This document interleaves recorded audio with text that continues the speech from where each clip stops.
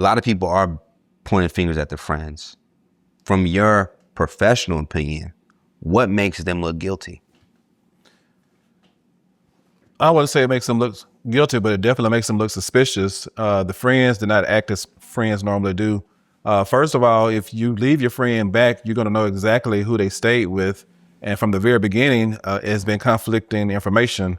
The young lady allegedly was named Katie, and she says allegedly that Nolan told her that he was going back with the friends he came with. And those friends are saying that he stayed back with Katie.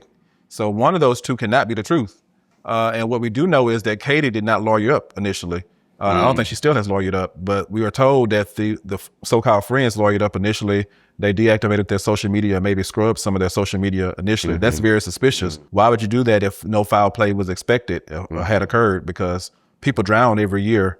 And if you're just a witness to someone drowning, there's no need to be so afraid or So fidgety. Yeah. Yes. Now, a lot of things were going on as this unfolded, a lot of suspicious activity. And I'm going to kind of highlight a couple of them for you. The first was, his phone and keys were not on his person. How did you feel about that particular information when you got that? That in of itself, the phone, if you're out boating and the water was so high, you normally would have your phone on a dry location. So you would have left it in the interior of the boat or something. But the suspicious thing would come when if he allegedly told them he was going to go stay on the island with a young lady, he would have retrieved his phone. You know for certain you don't have it on you. Yeah. And so that's one of the first things you're going to do. I would think I would give you the phone. Hey, yo, here's your phone. He would have voluntarily, when it retrieved, or his friends would have reminded him of taking it to him before they got on the boat and left the island. They would have seen it. And definitely if they just happened to forget to give it to him, as soon as they got back to land, they would have taken it to his mother or his father and said. Because were they not, he was supposed to be staying at one of their houses, right? Like a sleepover? He did the night before, allegedly, yes. So I think to me that was a question, okay, if he's not gonna go back with y'all, how does he get back to the house? Mm-hmm. Like if y'all was his ride, unless somebody else was supposed to be out there, that's where it gets a little blank for me. Correct.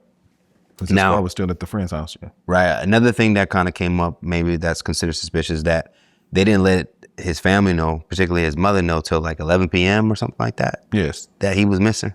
And I didn't understand that either, because if you believe the stepmom, they left Horn Island around 4:30. And so I don't know why. I think that was the real mom, I think.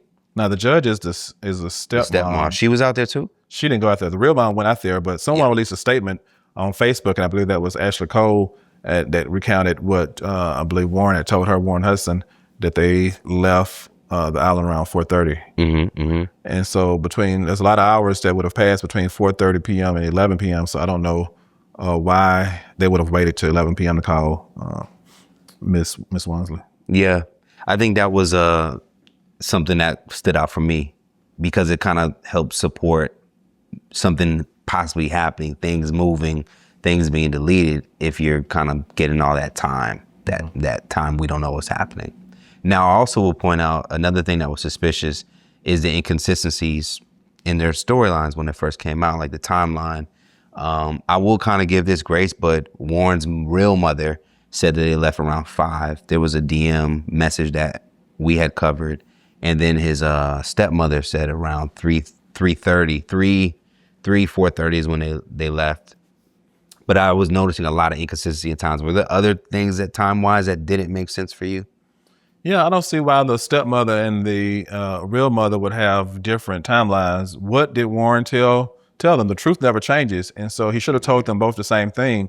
And so that tells me that if they are giving inconsistent statements, that's in line with what his statement is different from Katie's. So it's too many inconsistent statements, and that's how you know somebody's not telling the truth. And now we can't determine who's lying, but somebody's lying out of the group, because all of that cannot be the truth. Somebody has to be inaccurate. So and that's from your professional background of knowing correct that when it's inconsistencies, there's behind that is something else going on. Yes. And so I had to make decisions in real time as a judge. I would sit there and listen to the evidence from both sides, and then I can make a ruling based on what's more believable than not. What was proven beyond a reasonable doubt. Yeah. Another thing that was interesting because some of this stuff has been like interesting, coincidence, suspicious. It's a lot to take in sometimes. But his body was found in the same area, part of the island, where where he was docked at, or was ideally last seen, I guess. How do you feel about that? Is that coincidence? Is it because I thought once your body hits the water, it's supposed to you get moved, or I don't know. I'm no boating expert, but I find it suspicious that when the island was searched on the day before, his body was nowhere to be found. Yeah. And then to find it in the place where he was last known to be seen, if that's true, on Monday, 2 days later, that's very suspicious. Yeah. Was that body, did it just wash up, or was it planted there that morning? Yeah. Did you just see the Cajun Navy's report that they put out? I did see the report initially. At least what I gathered that stood out for me was they pointed at there was no proof of the Triton boat taking on water. They don't have any outside of the call. There was no other proof to say that it was taken on water. That's what I got from that report, which I thought was rather interesting. But was there anything out of that report that maybe stood out too?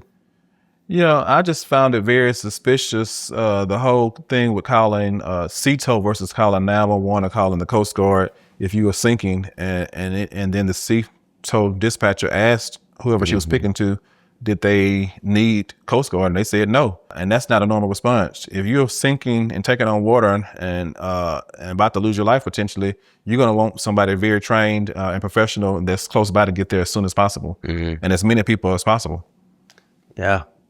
Because it was interesting, the fact that the grandfather then called the captain directly and said, no, we good. Now, let's talk about the call. This audio call would leak. At first, the majority of us did not catch the background audio.